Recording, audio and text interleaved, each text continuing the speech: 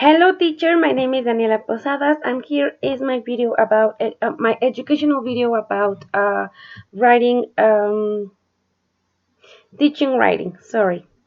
So again, as you may remember, I am a preschool teacher. So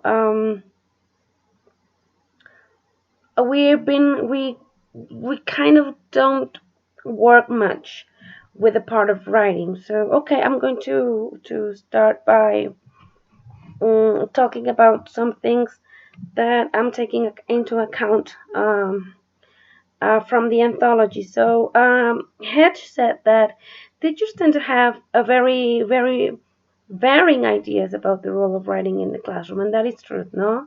Like every teacher have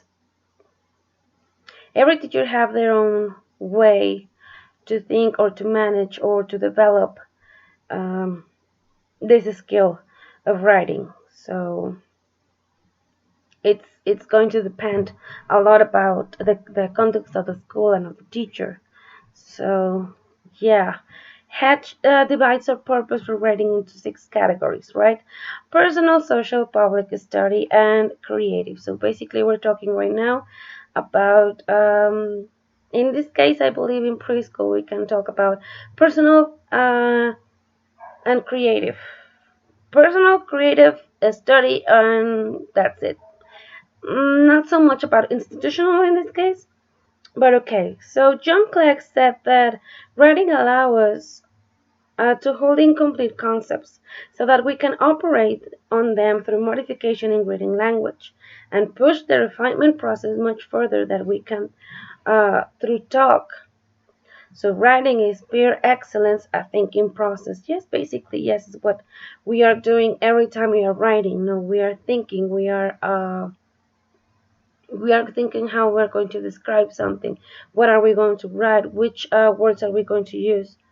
Right? What kind of context are we going to use?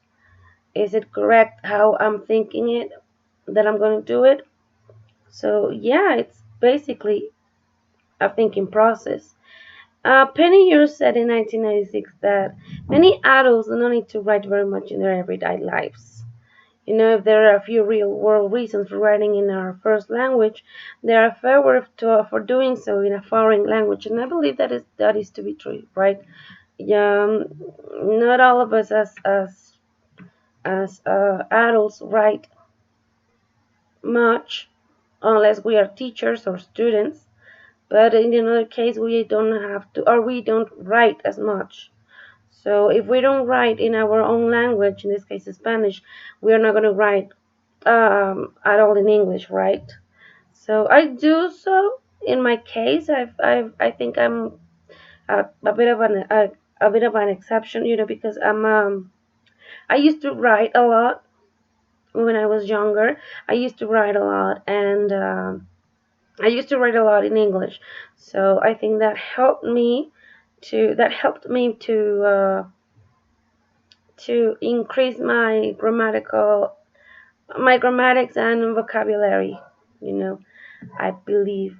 So in this case, you know, Smith said that see images associated with words or feelings will affirm their understanding of new information only when they see it written, and that is to be true. You know, in the case of preschool, every single thing we have in the classroom in the school has its name.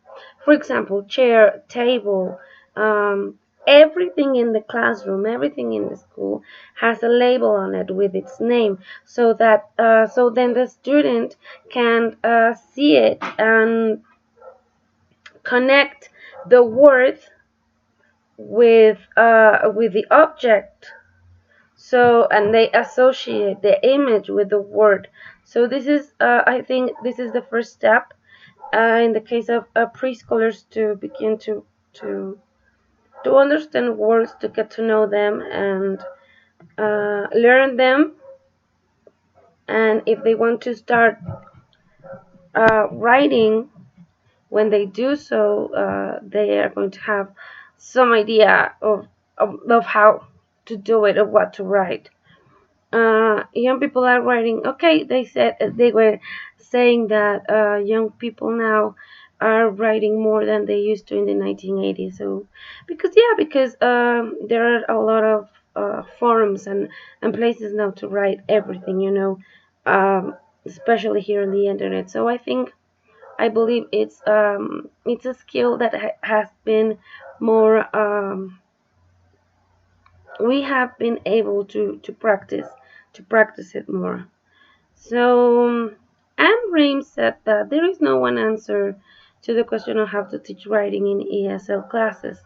There are as many answers as there are teachers and teaching styles, or learners and learning styles. So yeah, there I don't. Every school has its method. Every school has its way to teach how to write. There are again different methods. In Spanish there is something called marometa. In English we used depending on what we have, which method are we using, which books are we using Cambridge, are we using Richmond. um, there are different different ways to get through that. So yeah, there is no really the right answer to go through. So it's better the quality of writing instead of the quantity, right? I'm not going to ask my students to write, I don't know, 10 sentences when they are not understanding what they are writing or what they are copying. I'm going to ask maybe for the names of the colors. I'm going to ask for something specific, but knowing that the students are connecting the word with the object. So, the process of writing involves communication. Normally, write a reader in mind. So, McDonough and Shaw suggested some context to other students, to write invitation, instructions, directions for the whole class. We can write a magazine, a poster information. We can write a cookbook, something to do with the students.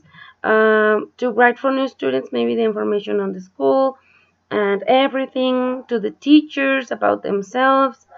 Some things for myself like lists, notes, diaries. To other people in the school, to people and organization outside the school. So there are many factors of why we need to write and what do we write.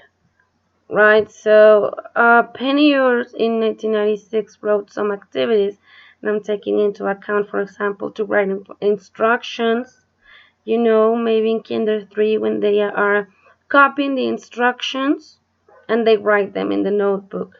They can describe what you see through the window. We can do this activity, guys. Let's go outside and tell me, what do you see? Is there a bird? Okay, there's the sun. Is it cloudy? Is it rainy? Sunny? And maybe come back to the classroom and write about it. Today is sunny. I don't know, and describe what they see and everything. Also describe how they feel. Okay, today I feel happy. It's very excellent way to start to write and describe our feelings. That this is something that everybody's taking into account a lot these days now. So yeah, I believe that writing every day, like today I feel sad, today I feel happy, today I feel, and maybe making a drawing about why are they happy, why are they sad, why are they angry. So instead of just writing everything because they cannot do it because they preschoolers. So making drawing a picture to describe, why are they feeling how they feel. They can write a letter, they can write a report of a book, a small book, write a review. I liked it, I didn't like it. Maybe draw a happy face, a sad face. So yeah, there are some for example, in my part, I also teach them how to write the date. So today is Monday, September 6th, 2021. 2021. So every single day I write them, I write it, and we talk about it, we talk about it, we said it, we said it, we said it. And then maybe at the mid-year, they start writing it on their notebooks, right? Monday, and I think it's very cool. I think it's very cool. So they know what they are writing. They know what the date. They know the day. They know the month. They know the number, the exact date. So yeah, there are. That's how I start to connect or to develop this skill for them, especially because at the same time in Spanish they are starting to write in Spanish. So it's a little bit complicated to not confuse the students. But basically, that's how do we do it. We write with the finger, maybe in a plate with